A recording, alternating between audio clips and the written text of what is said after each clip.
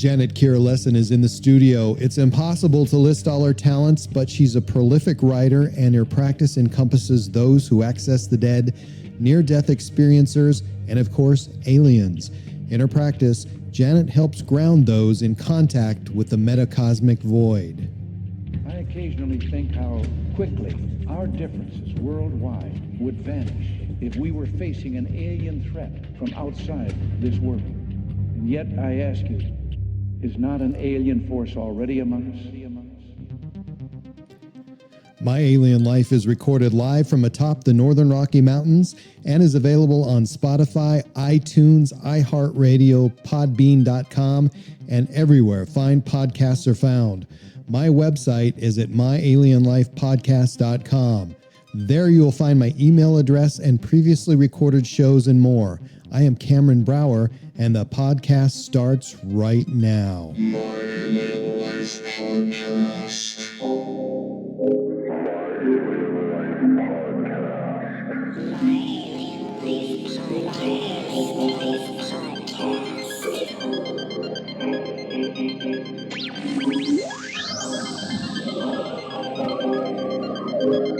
Three, two, 1, 0, and liftoff.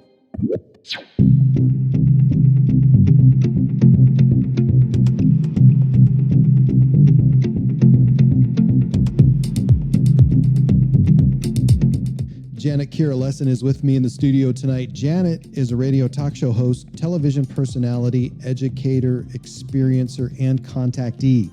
Janet and her husband, Dr. Sasha Lessin, have written 10 books together. You guys are still writing. Janet Kira Lessin, thank you for joining me on My Alien Life, the podcast. And how are you? Oh, thank you so much for inviting me to the show. I'm honored. I'm doing great.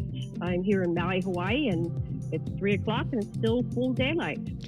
Sounds just like your next door. I was on your show, I think it was a couple of months ago now, and we did the full 2 hours and had a great time and got to tell a lot of my story, and I appreciate that. And it's still available at Antiquarian Radio if anybody wants to listen. And tell everybody really quick where they can find that. Oh, if you go to aquarianradio.com and you Google or you search for Cameron on the site, his name will come up, and you can click and you'll see the links to the, I think it's either it's the, what do I say, the podcast link. But anyway, it's up on YouTube as well under Aquarian Radio YouTube channel, and it goes out to about 10 different platforms. So, and I put it all up on Facebook. So you'll see that interview and the many others that we do. That's what I do. I do interviews. I spend my life writing books and doing interviews right now because it's so exciting what's going on with experiencers and contactees. Right. And your life has been a study of so many things paranormal, and you could easily devote, all your time probably to just one of the paranormal genres, and you'd still be a pretty busy person. Do you have a paranormal favorite that you want to study more than any other? I just am open to the flow right now. I am apparently having nightly experiences. I don't remember them every night. Depends if my return consciousness is disturbed, because then I can bring back the downloads. But I'm on mission, on task as a contactee experiencer, and I'm here to document what's going on, like Cameron. We're documenting by interviewing people. This is like a grand awakening for all of existence, and Planet Earth is like the hottest show in existence, and we're front row center seat for the grandest show ever. And that's when Planet Earth wakes up, becomes conscious. So I think we're going to see that with this disclosure movement, which is happening as the extraterrestrials contact us individually to create this awakening kind of critical mass level for the whole species to awaken. So that's what I see happening. Yeah. So I mentioned in your bio that you do just about everything, and you are a contactee. Are you also an abductee?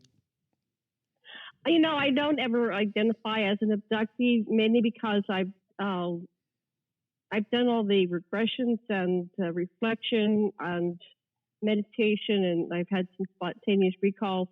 Now I'm at the point where I realize, why I came here. I'm a volunteer. I operate on some level as an ambassador. And this took a lifetime. I'm 65 years old. So I'm finally getting it, what's been going on. It's been a mystery.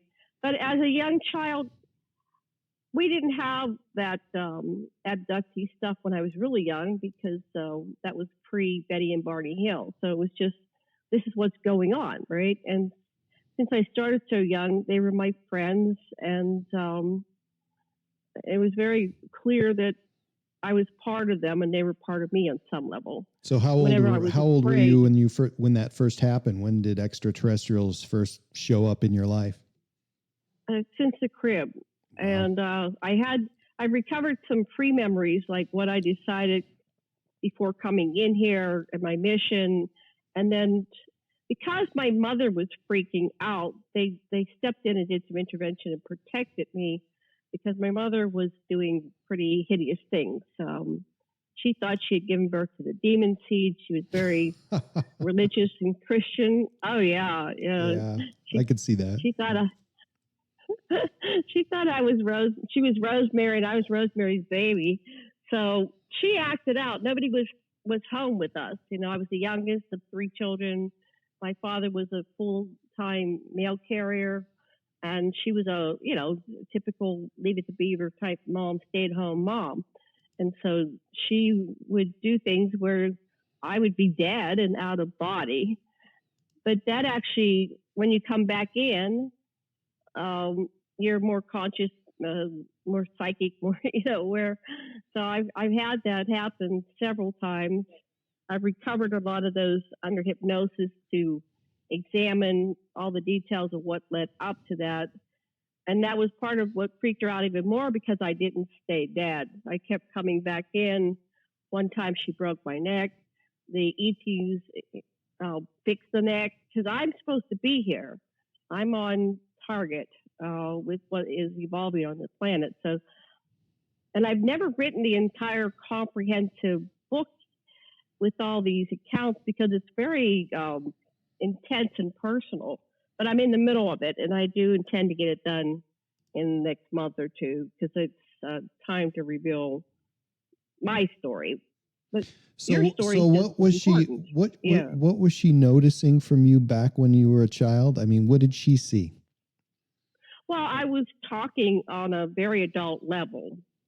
One time she caught me levitating. And this is something that we can all do. We can levitate, but she caught me levitating, and it freaked her out. And there's some things I know where she lunged at me, and one time she strangled me, and I don't recall what was said, but apparently I said something she didn't like. So watch out, mommy, But I came to peace with her. I realized that she was part of the program as well. And she didn't have anybody to help her integrate these experiences. These are multi-generational programs where, not in every case, but in most cases where you have this ongoing contact with somebody, it started several generations before. It could probably go back to the beginning of the human species, for all we know, because they are looking for certain genetic types that they repeatedly, and this can be lifetime after lifetime, they can track you. So I've been tracked. So when do you feel those visits cross the line and they're no longer a visit anymore, but become, a violation of everything that you hold sacred as a family? I haven't had that type of experience. Like I said, I'm on the ambassador level. Like, I'm in here on a mission to help humanity evolve and become conscious.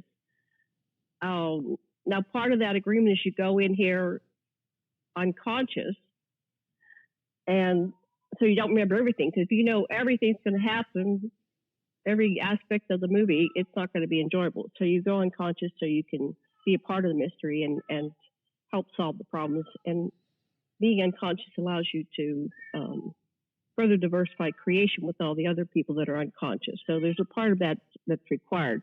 But you do get memories back on a need-to-know basis. But to answer your question, my grandmother told me about her contact. She wasn't afraid. She was just matter of fact. In fact, it was almost like she was in awe, like it was a mystical experience. And then she died shortly after that. My brother and sister and I have pieced it together a lot of the incidents, and they appeared to be like ghosts or beings coming through an interdimensional portal that was at our house. We grew up in a farmhouse, which was the original farmhouse in a suburb of Pittsburgh. And there was an interdimensional portal where many beings were seen by ourselves and several of the neighbors, but we pieced together a lot of the puzzle about what happened to each one of us. I had what I perceived as a negative episode with a being that was kind of like the Grim Reaper. He looked like the Grim Reaper, but later I did my work on it and went into hypnosis. And the reason why I was afraid of it was because his telepathy was at a much higher vibratory frequency than the other beings I had been interacting with. Like the Greys have a more gentle telepathy, right? So it doesn't feel so invasive. But this was a member of the reptilian species, a draconian, and their telepathy is raw. It's like there's no self or an apparent other. It's like when you have a telepathic interaction with these Dracos, they know everything.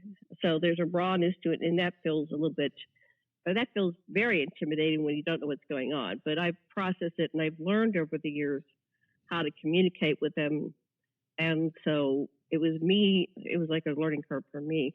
But I feel for people that have what they call abduction experiences, and I know, identify with that. I understand that. I work with hundreds, if not thousands of people over the year. I help people do regression and just talk therapy, and we go through this on radio shows, and there are a lot of people that are afraid. It freaks them out, and there's just as many or more that now see it as a magical, mystical experience, and they love it, and they can't wait for it to happen again, and they've discovered why it's happening. So I invite people that if you're having negative experiences, that you go to a competent hypnotherapist that does not lead the witness. If you get someone with their own agenda, they could potentially do more harm than good. So you have to make sure that somebody has integrity and they do not lead the witness, and they're not going to make you feel bad about yourself, like you're crazy. You need to get a experiencer-friendly hypnotherapist to work with you. And I do some of it, but there's millions of clients, and there's just not enough hours in the day for any one therapist to handle. Because this is basically a worldwide phenomenon. As we go through time and progress, and we see all the people feeling comfortable enough to come out of the closet, it's everywhere. This contact has been going on for a long time. So how often would your family intervene when they felt that you were having some sort of issue that they didn't understand? I mean, did this happen a lot? I never talked to my family about my experiences. I did not come out of the closet with what was happening until I was an adult, and I was able to do my work on it and integrate my experiences. The only thing I talked about were ghosts, right? But the UFO part, because my family was very Christian, and this is the 50s and 60s and 70s, and it's just not a well-known thing like it is now. When you talked about it, they just looked at you like you were crazy. And back in the 50s and 60s and 70s, they did have insane asylums. So you had to be careful what you said to people, because they could lock you up or give you a lobotomy. So I had instruction from my EQs to keep things to myself. I kept asking, when would it be safe to reveal? And they'd say, we'll tell you when it's time. There were some people, by the time I got to Penn State University in the late 80s, early 90s, I met a colleague, and we set up the UFO discussion group at Penn State University. And we had from 89 to 93, about 30 people every Thursday. We met in a classroom at Penn State University. We'd have guest speakers. And by the time I left to move to Hawaii in 93, we had Linda Moulton Howe there, and we had 600 people that came to see Linda Moulton Howe present at Penn State University. But some of them were having difficulties. There was one young man that was fighting them, and he claimed that he had hurt some of the ETs. He was just adamant they're not coming, they're not taking me, and I'm not interacting with them. And I just vowed that I would learn how to work with these people, because we were just doing a talk group, but I realized we needed a professional therapist to help us deal with this phenomenon. And so I ended up moving to Hawaii in 93. It took me a few years. I met my husband in 97, and we started working with people that we started out doing relationship counseling and, addiction therapy and a little bit of family counseling, but we quickly moved into the experiencer and that phenomenon, and, helping people integrate what was going on with them. And so what we find when we regress people, that and it sometimes takes several sessions. It doesn't happen in one session. They may spend time when you regress somebody. We don't lead them. We say go to what's relevant. So they might go to their childhood or past life first, but they'll ultimately work into their episodes, especially if they have what we call a screen memory. Like I remember I was driving down the road and then I was missing time, or I remember I saw an owl standing on the side of the road and I don't know what happened after that. A screen memory. I remember I saw a crouch above my house, and then I don't remember what happened. So we can take people down into a deep hypnotic regress state, and they can recount what actually happened. And sometimes they have a lot of emotions, but most times it's pretty much like they get clarity once they start looking at it from that deeply regressed state. And we get a lot of very interesting information. Some of it's way beyond the level of the experiencer. We're talking about physics and stuff, and we're go, wow, I don't understand this. So we just document it, record it as best we can, and try to find an expert later that can shed some light on what these people are getting. Have you discovered your mission or purpose of this interaction with extraterrestrials? Yes, I'm here for disclosure. I'm here for the ascension process. I'm here to help people move from this paradigm we're currently in, where a lot of the information is being withheld from us. The technology is very primitive and antiquated.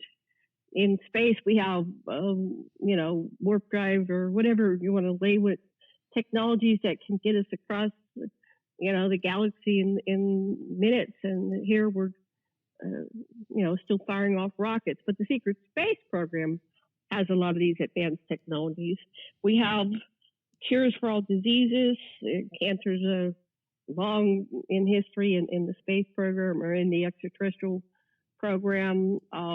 We can help a person maintain their youth at about 25 to 30. People tend to, regret, or if you're old, you get put back to 25, 30, and you live your life in health, and there's no starvation.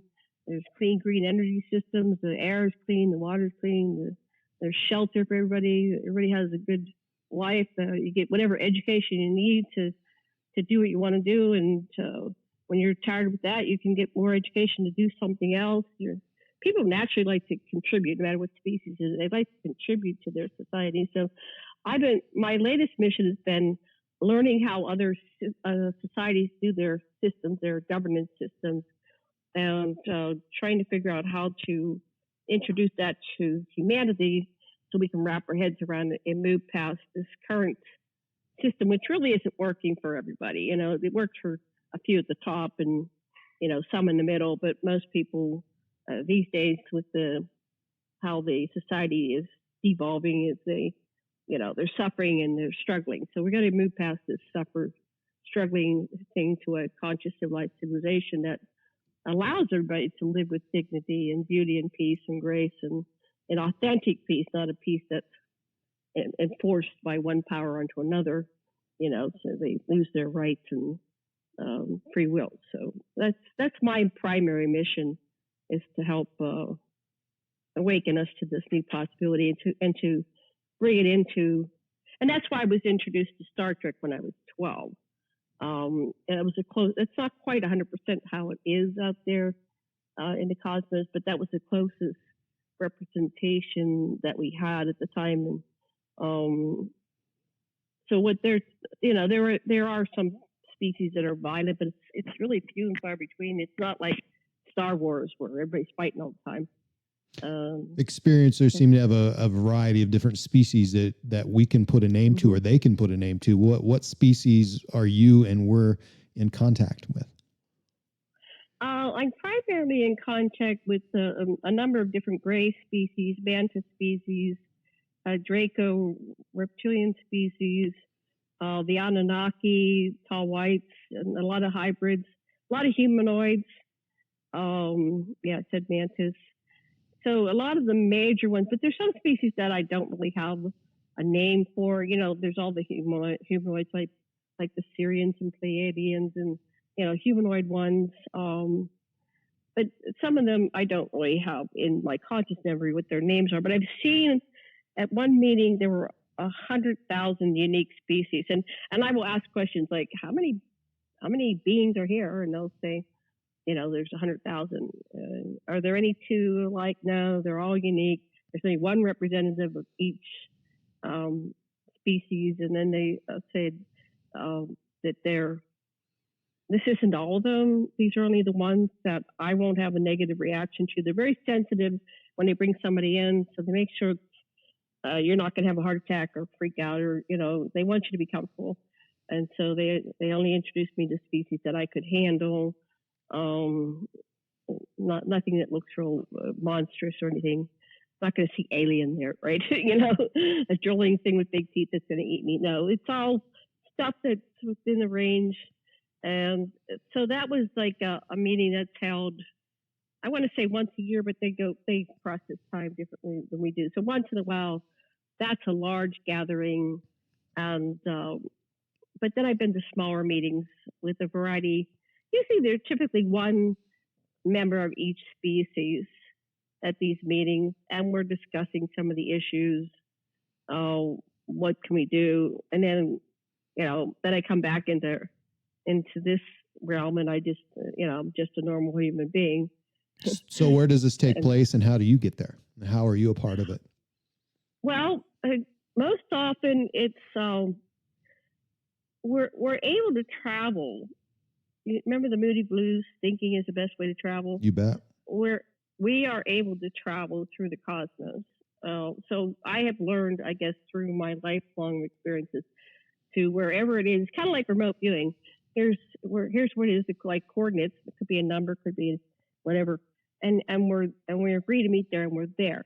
Now, a lot of times we assemble with our mind the facility, just so we have a container to have the meeting. So, we'll make it something beautiful. Sometimes we'll meet into kind of structure, like the 100,000 person meeting. That was in a large, like an amphitheater, and I could draw it someday. It kind of, there was a representation I tracked down on Star Wars that kind of looked like it. But the smaller ones are usually some very attractive drawing room. The lighting's always comfortable. Nothing. There's no like, Walmart lighting or in an office building light. Or everything's comfortable in the eyes. Usually, I'm meeting with beings that can breathe the same air within a certain range. So, I know that there's some meetings where you'll have beings that have to have their own environment, and they can do some shielding around the individuals so that they'll have their environment to breathe. They don't have to wear, head masks and things. If they can create like an area which is their environment for them, so they can be where they'll be comfortable. and they want us to struggle. They like us to meet where we can see each other, and we also get to feel each other. Like there's an energy feel of each being that's there, and so it's very transparent. You can tell if they have any judgments or negative thoughts about you. So you really have to learn to come into a pure space, and because they know everything. So if you're thinking, oh, that's really a weird species, they know it, and sometimes they'll laugh. Like, oh, I'm sorry, I'm adjusting. I'm just a human, forgive me. And I've never seen anything like that before. But at this point, it's a curiosity. It's like, wow, look how, I've always been like a scientist. When I was a little girl, I used to, I'd have a pet would die, and then a month later I'd dig it up. I was like, what happens? So I've always been this objective scientist. So looking at different species, it's like, how did that happen? How did that evolve? What kind of environment did that species have to exist in to develop those? So I'm part anthropologist, right? And I'm on my other level, not Janet level, but my other level, I'm a geneticist, anthropologist, scientist. So I'm very curious when I meet other species, and I can be in that persona. And so, tell me, I'd like to hear about maybe like a one-on-one interaction that you've had. It doesn't have to be one-on-one, but you and a few others. People always ask me, well, what do they look like? And then when I tell them what they look like, they want to know, did you touch them? Did they smell like anything? So give me one species and kind of describe an interaction, how that goes. And then, if you can get detailed on what they look like and how they communicate, and any other sort of senses that you that are active for you, that you perceive other parts of them that you normally maybe wouldn't, a human. I'll tell you, there's like three. I'll kind of make it short. But when I was about 10 years old, I was at a skating rink, and this boy came up behind me, and he ground up against me. It was so crowded I couldn't move away from him. And he said, he whispered in my ears, "I just got you pregnant." And I didn't know anything about sex. I was just appalled. I sat on the bench until the skating was over, and I went home, and I just ran up in my room, and I wanted to die. That night, a mantis, a female mantis. Now, I was about a 9 or 10-year-old human. I'm on the small side. I've always been petite, female, but in her arms, I was like the size of an infant, a newborn infant. And she just held me in her arms, and it felt like I was being surrounded by a fur of a bunny rabbit, like a big giant bunny rabbit was holding me. But visibly, she looked like a mantis, and I'm going, this is confusing. She doesn't feel like what she looks like, because her arms were like a mantis, right? Like an insectoid. Her energy to me was so loving. It was like divine love. And she just sent this wonderful healing energy through me. And then she sang this song, which is like the sound of the cosmos. It was something primal that takes you back to source. And I was just in that energy. And so when I was returned back to my bed the next morning, I was totally healed. When I went to bed, I said, "Please, God, take me home. I want to die. I'm 9 years old and I'm pregnant." Right? I didn't understand it. So that was amazing.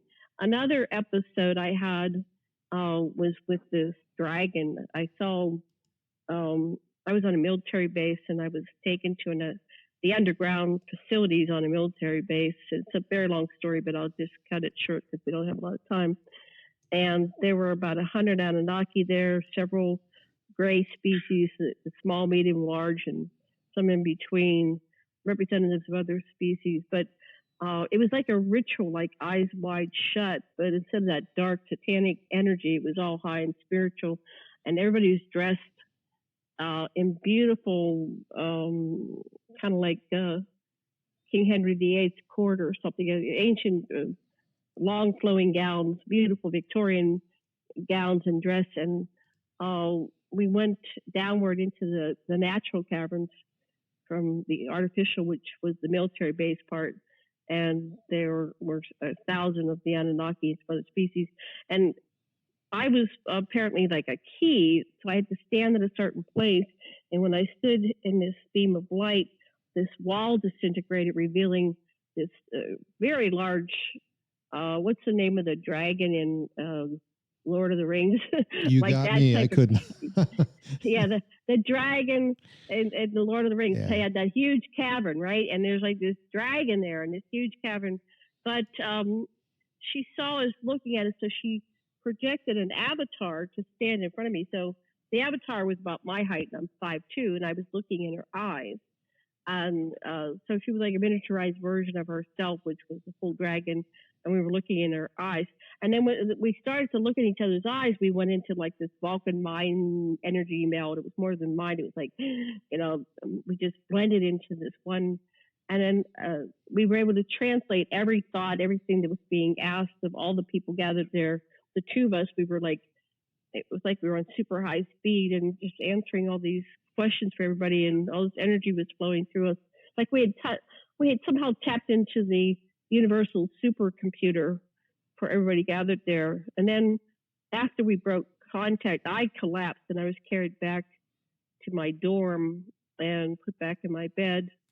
And then they left, and I woke up immediately, and I had to go to work that day. It was horrible. I was like, I don't want to go to work. But it was a positive experience, and I don't know everything that meant, but you have your beautiful dragons that you see in the illustrations, not the skinny Chinese dragons, but it reminds me of the Lord of the Rings dragon. Very beautiful.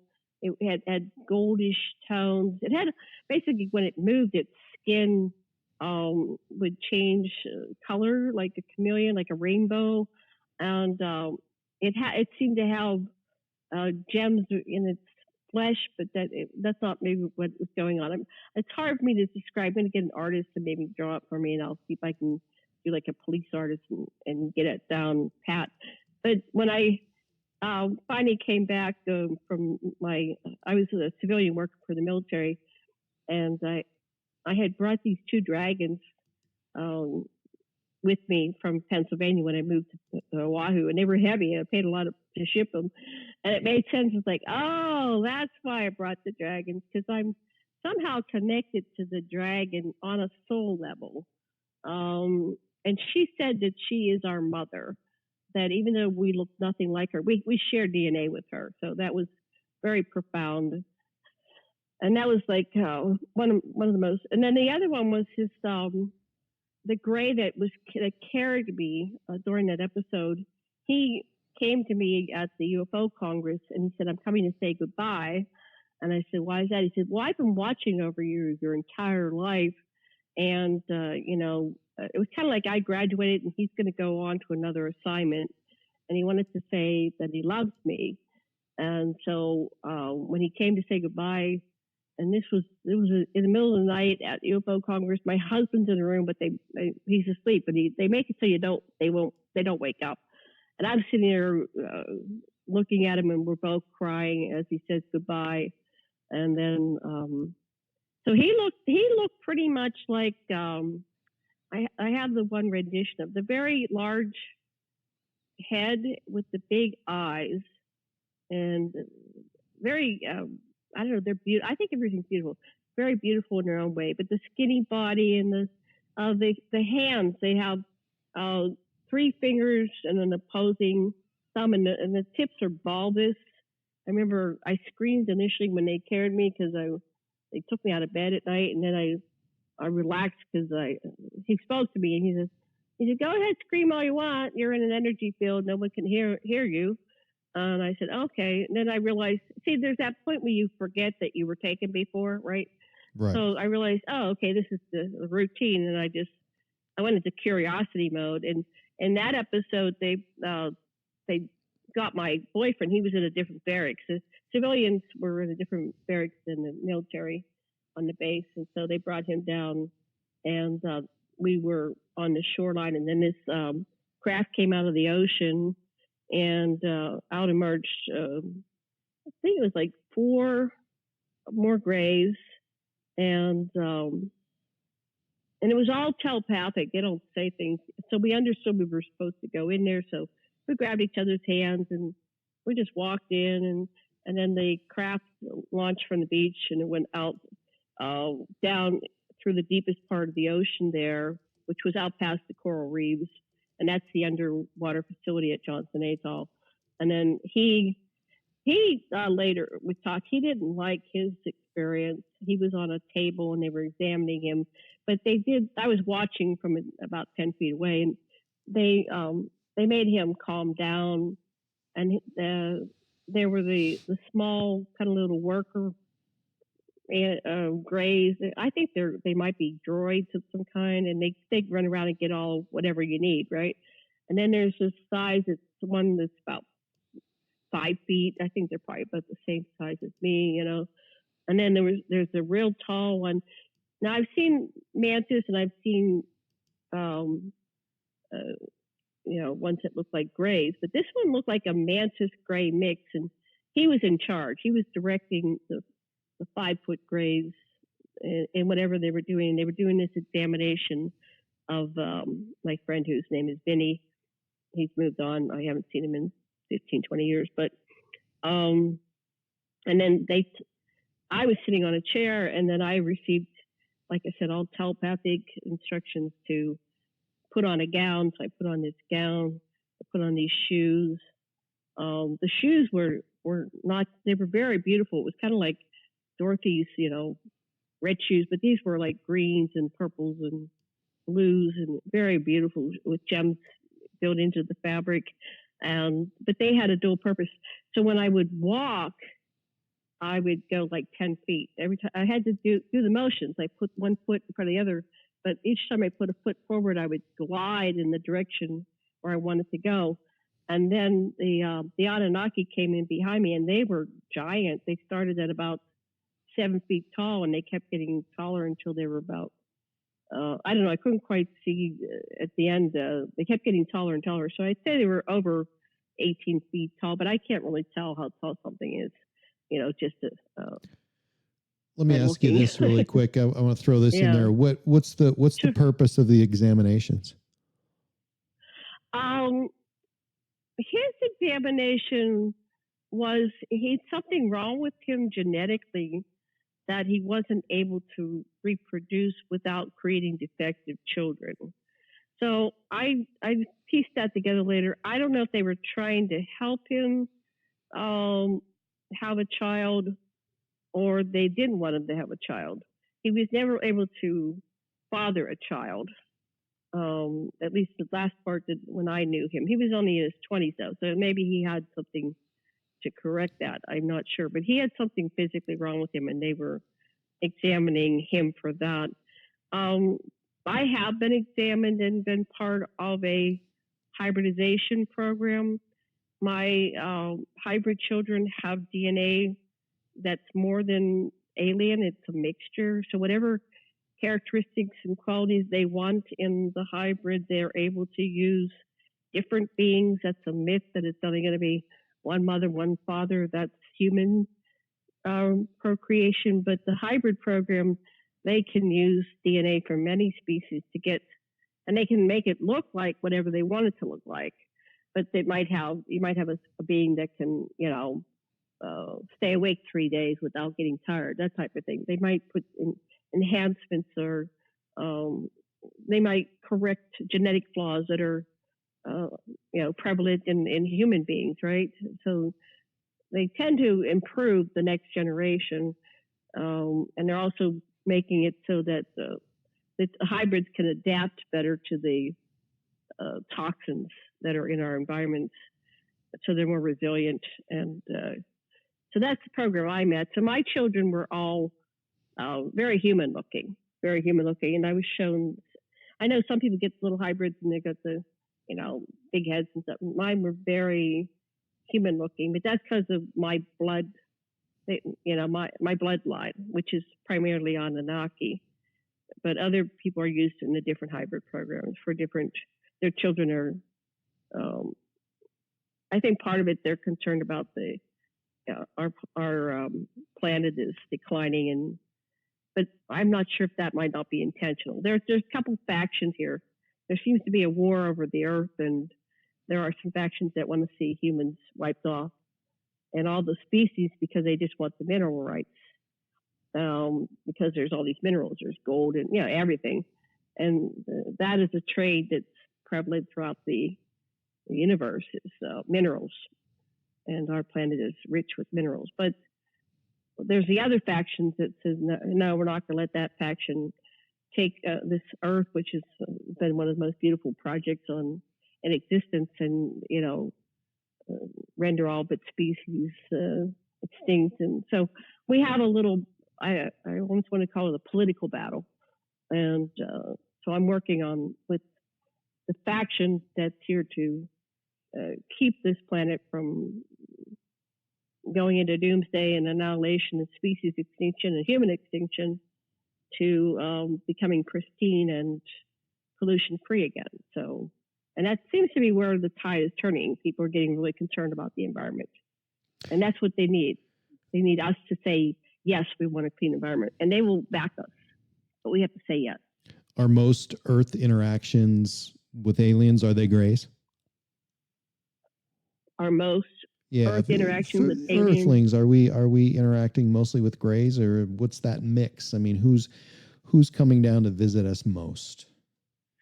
Well, I think the grays are kind of like the delivery system, and so people are remembering the grays because they bring you and return you, right? But you could have interactions with a whole group of beings in between that. And so when we get deeper into it, we see that a lot of people are on ships and there's all kinds of beings on there, but they only remember the last thing they saw. And so if a person will go into their experience objectively, like I said, with a highly trained facilitator that's not going to lead the witness, you more than often will find that it was a much more expansive and more positive experience. So what we find is that a lot of experiencers have jobs on other worlds or on the ship, and they go up there and they might even have move into an avatar, which is more adaptive to that environment they're working in. So you might move into your gray avatar, or you might have a Syrian avatar or an Andromedan avatar, or, a different avatar, and you'll go in and you'll work in your other form, and then you come back into your human form. Apparently these bodies we have are avatars. That's not really who we are as a soul. This is just who we are while we're alive, quote unquote. And so that's what we find when you really go into it. Like, I'm trying to think of a lot of the researchers. There's that one lady, I'm drawing a blank. She's down in Australia. I've had her at my conferences. Anyway, there's a lot of really phenomenal researchers around the planet that are bringing back this. There's Mary Rodwell, and there's the other one from New Zealand. I'm drawing a blank. I can see her picture, but they're getting a much bigger story of what really goes on after the initial memory, which is I saw gray, right? So let me ask you this.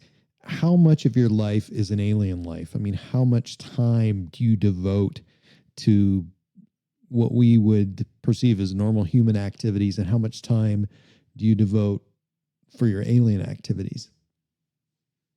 I have, my waking hours. When I get done with this show, my nephew just arrived from the mainland. I'm going to go out to dinner with everybody. So, I have my human life. I have a husband. I never had children, but I have cats. I mean, I never had human children that came from this Janet body. I have my hybrid. So I have a full-on life. I'm producing the radio shows. I talk to people like you. So I have this human life where I'm a producer. I produce conferences. I go to conferences. I write books. I'm very, very, very busy. And I have a husband, and we have a wonderful life, and we enjoy each other thoroughly. It's when I'm in my sleep time, I realize I have another job. So there's this one world I go to, and I know the city inside and out. I know where my apartment is. I know where my office is. The buildings are way different.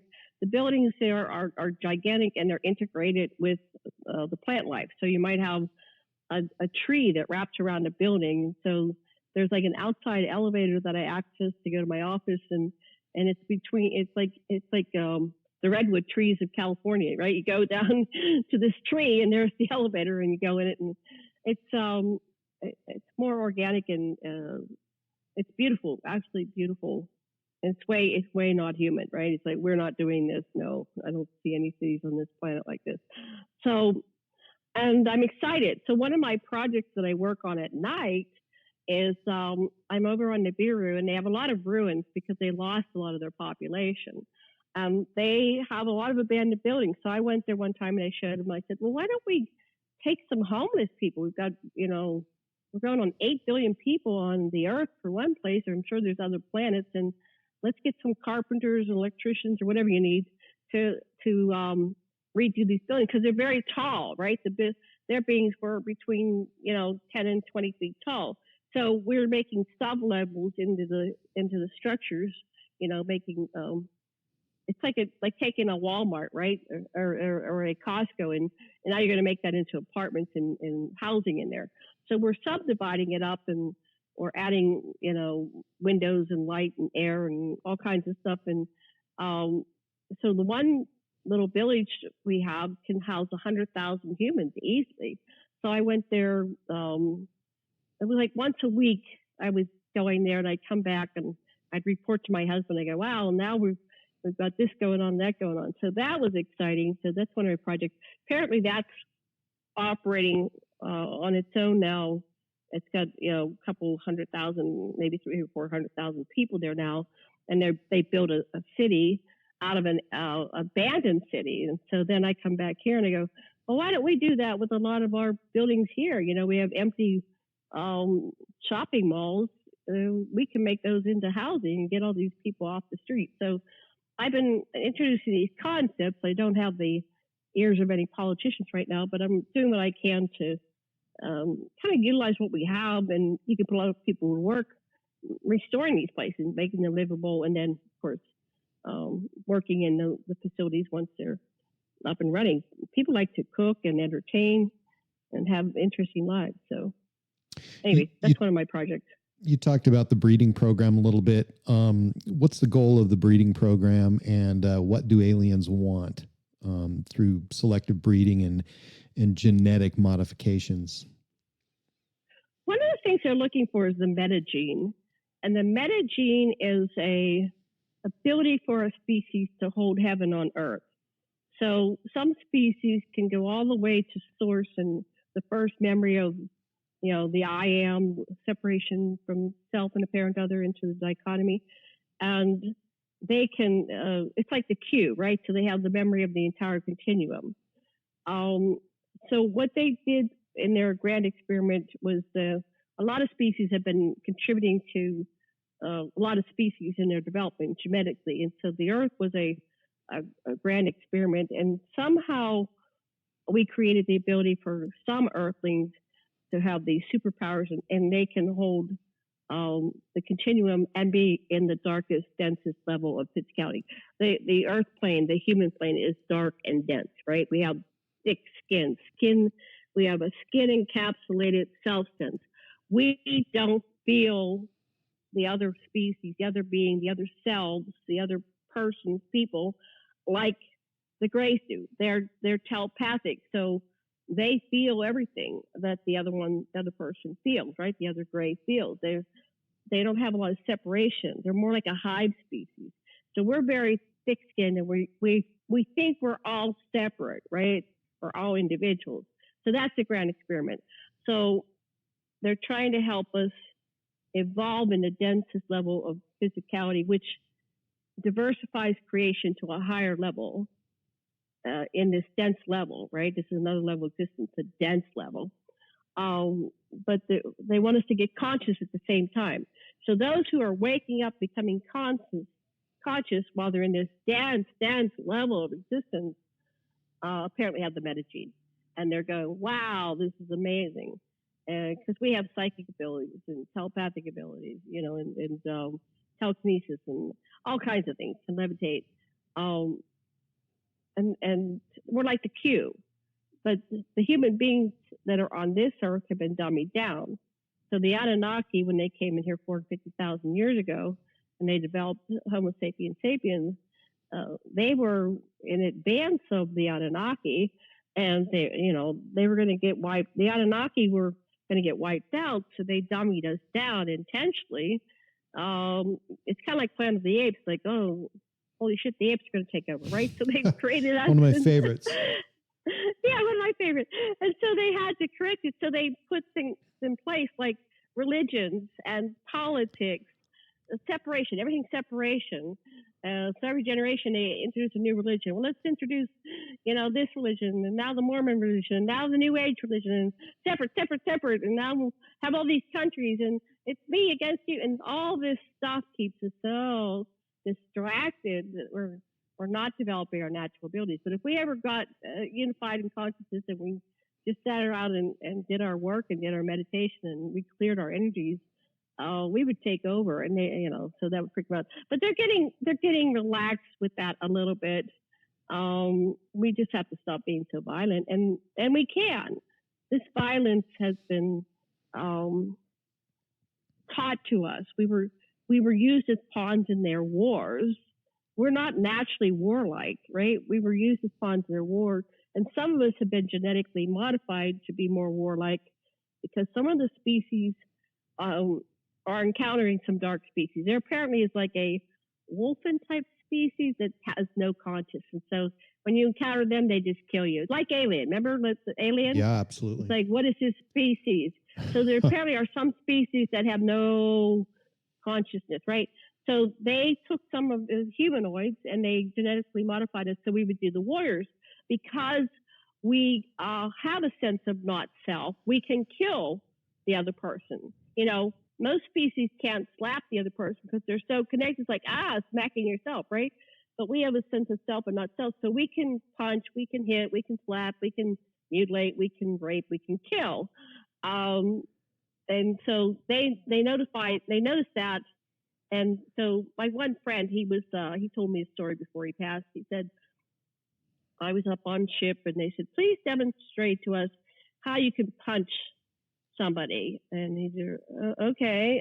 Then they brought this alien and he says, I don't want to punch this guy. Why would I want to punch him? Just show us that you can punch him. So he punched him, right? And then he said, well, show us you can kill him. So he killed him. And so my friend who's now deceased, he was trained to be a super soldier. So he had no hesitation to do these primal things.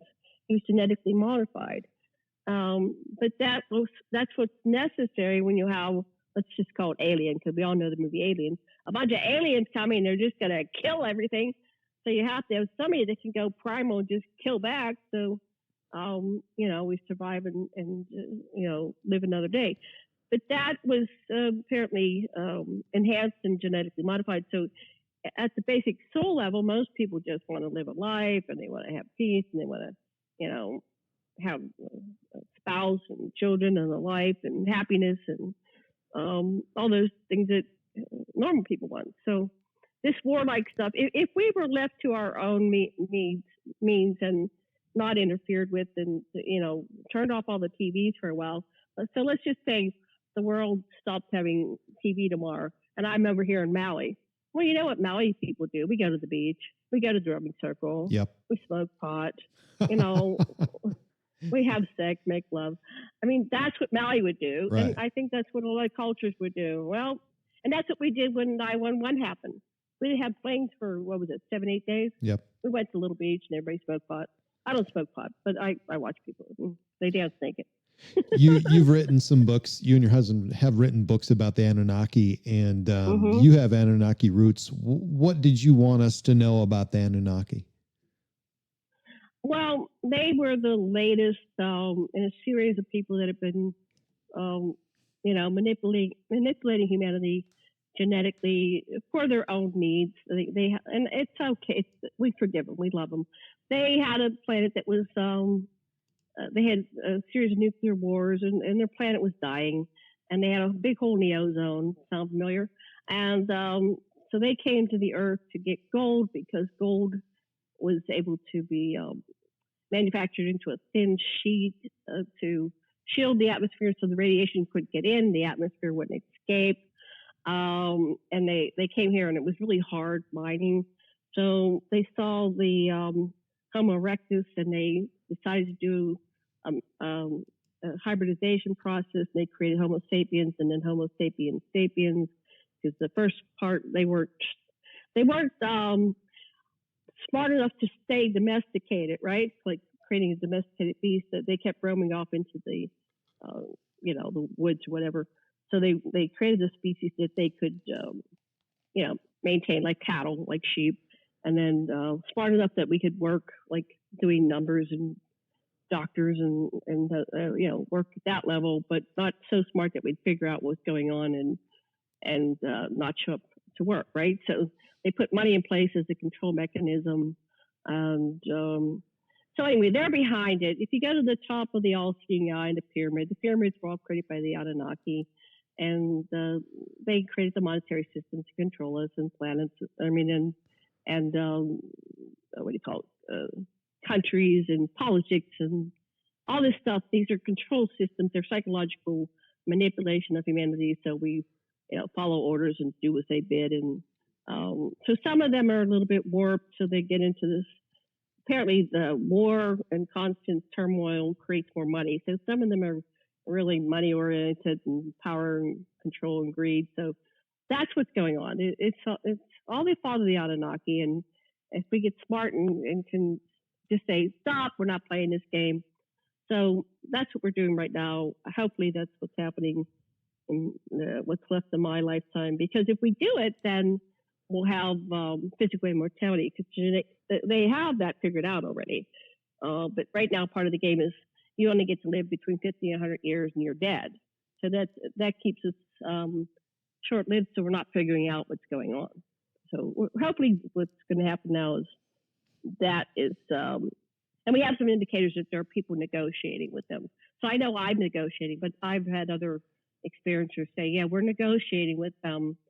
We can't bring the memories back 100%. Sometimes we just get bits and pieces, but this negotiation is going on, and we may have disclosure, which we had some progress this week with the government telling the president and some of the senators that there's UFOs buzzing our military. I wanted to bring that up because I was sort of all week I've been putting posts on Facebook about that, but I had listened to Art Bell, a 2002 episode, and in 2002 he was reporting that the U.S. military had some UFO sightings, and there was a lot of excitement that disclosure was near, and he was talking about that. And now we're seeing some, rather unusual military sightings that also have some telemetry. Now we have that part. So those are the telemetries from fighter jets on the east and west coast. Is it important that our government acknowledges aliens and UFOs? I don't know. I don't think so. I think what we are doing is more powerful than anything else. It'd be nice if there was like a public thing. I'm hoping it does go to that level. But I don't think we're going to be in control much longer. We've got these kids coming up, and they're all tuned into the internet, and they're all tuned into each other, and they're not following the rules like we did. Our generation did. We're kind of like, okay, yeah, we're going to go. So we're going to follow the system, and but I think that the next generation is already far too awake to go into that. I hope. I don't know. We could come back next 2-3 incarnations, and we'll still be in this prison planet. I'm just doing my part. You're doing your part. Trying to do my part here. Yeah, we're doing our part. And I asked them, I go, what do you want us to do? And they said, just keep doing it. You're making it happen. This is working. But it doesn't seem like it's working. It's not fast enough. I'm impatient. Right. They could be looking down on us for 1,000 years, and in 10 minutes we run out of patience, or quicker. We live in 30-second sound bites, or even less now. But so what do you think our government knows, and why would they keep that from us? Oh, I think that some of the Well, I think Trump knows. I think he got Tesla's time machine. He's been going back and forth and picking the timeline that he wants. I've been studying The Strange Angel. Watch that. Ralph Parsons, the Babylon, going back to the, what's that interesting? We had a series called Babylon 5, right? Right. Yeah. I think Roddenberry knew. I think, most of the presidents have known. They get briefed. I know that Reagan did. I had a whistleblower that was in the Reagan briefing. I've had whistleblowers that have been on the craft. So there's a faction that knows it all, and there's some of the presidents that know it all. But there, we have the Millionaires Club, and I don't know what the bottom number is that you get invited to the club. Maybe if you have 10 million or 50 million. I'm not in the club. I'm not in the club, but they know. The top of that club, they're rich, and they don't get to be rich unless they're in the club. And they have to play the rules of the game to stay in the club. So all these people that are running for politics, for political office that are rich, they're already in the club. So they're already compromised. So I don't like this thing where they're saying, so-and-so is going to come in and be the hero. And so, no. That's the donkey elephant game. And you're really engaged in it. That's not what's going to happen. It's a whole other level beyond that. You would be far better off to go meditate on the mountaintop and ask for contact. And then you're going to get the real story. Because this is the Matrix. Nero was right. The Matrix was right. We're in this artificial designed virtual reality.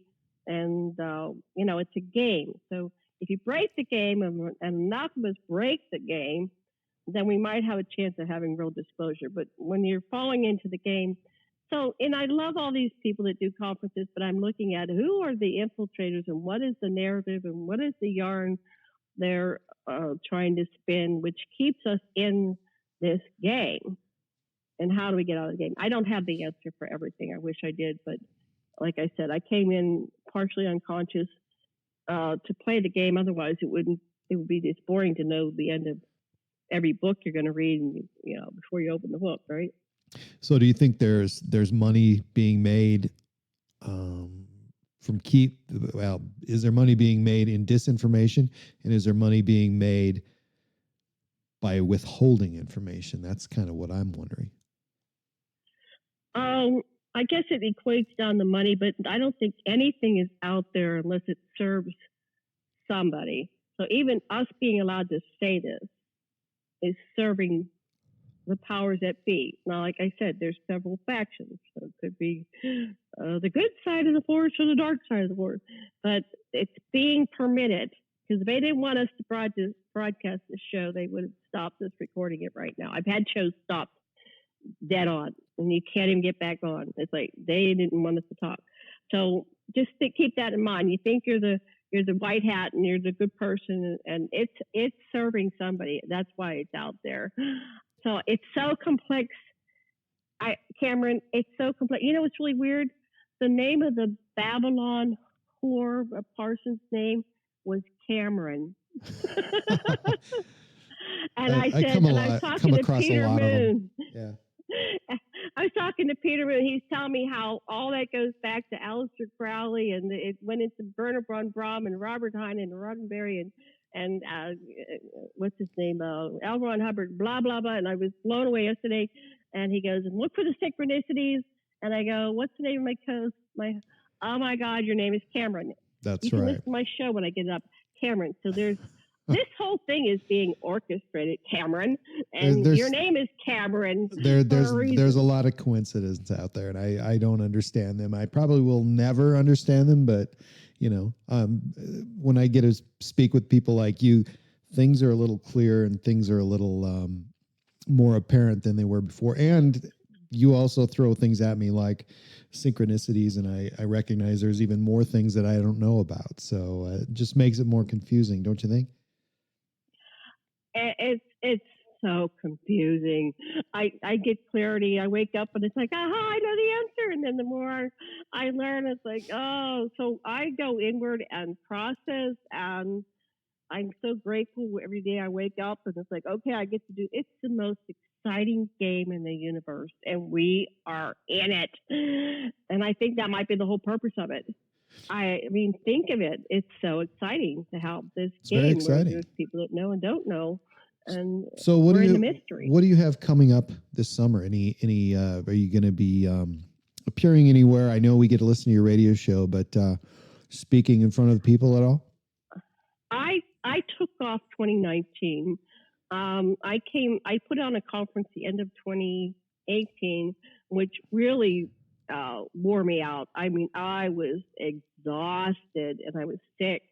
And then I started recovering on my birthday, and I got February 6th, and I got sick even more. So then I just said, okay, I was supposed to stay home. So I canceled all. I normally go to Contact in the Desert.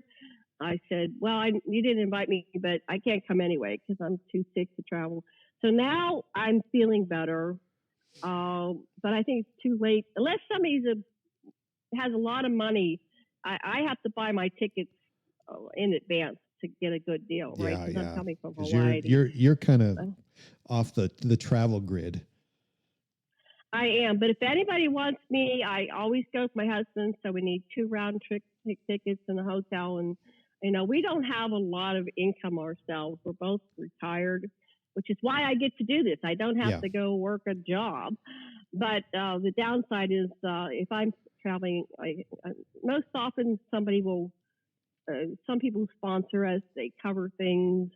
I don't buy into somebody else's agenda. You can't buy me. I'm not going to go and say what you want me to say on the stage. But if you want me and my total authentic self and my husband, we'll come and, hopefully be entertaining enough that you'll have us back. So we're planning on 2020. We've got one coming up in March of 2020, which will probably be in Houston.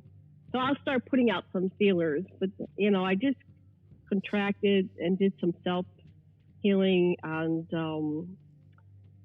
I think it's good. There's some stuff happening on the mainland that I don't want to be a part of. I don't know what's going on. There's something going on. It's all good. Keep it in the good side, because it's good. We need goodness in our lives, and we need positive vibrations, and I'm glad I met you, because I had a great time on your show.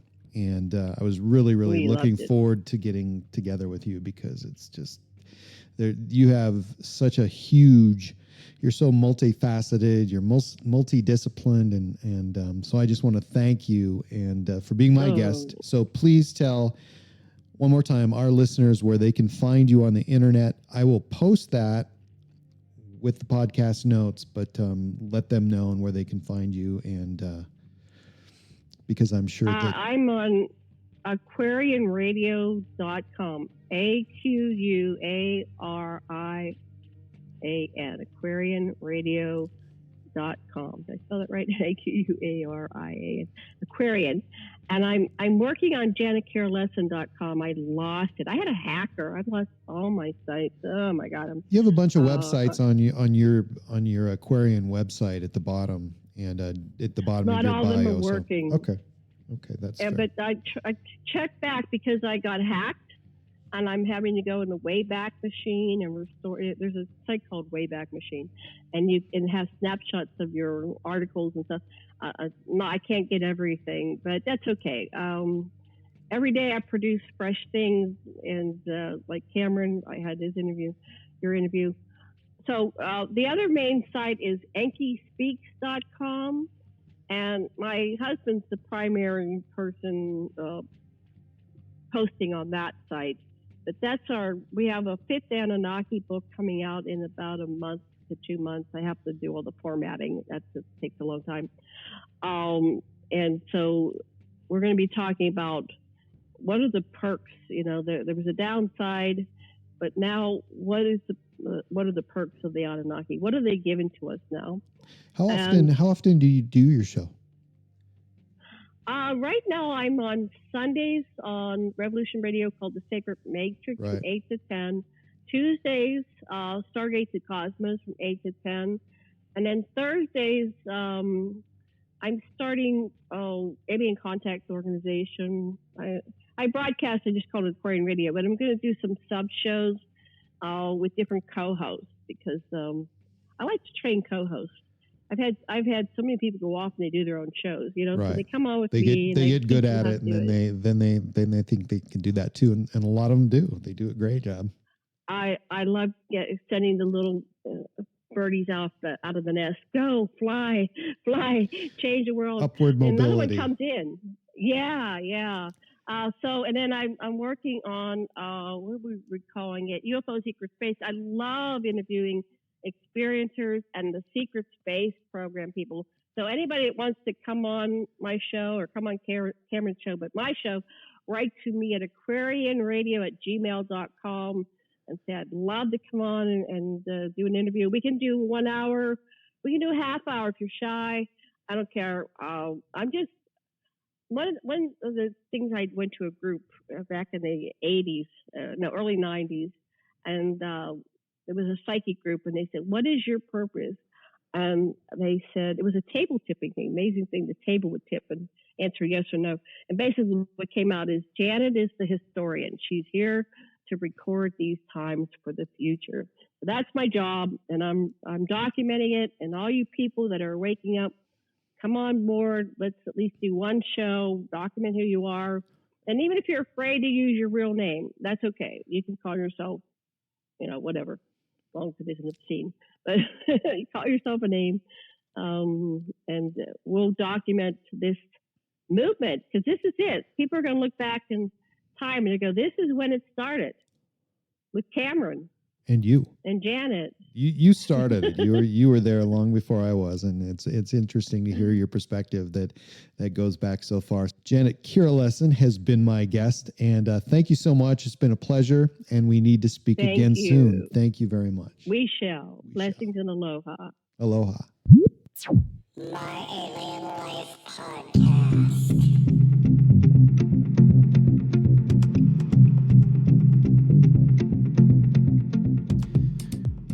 You can find my website at www.myalienlifepodcast.com, and all the downloads are at iTunes, Spotify, Stitcher, at podbean.com, and everywhere else fine podcasts are found.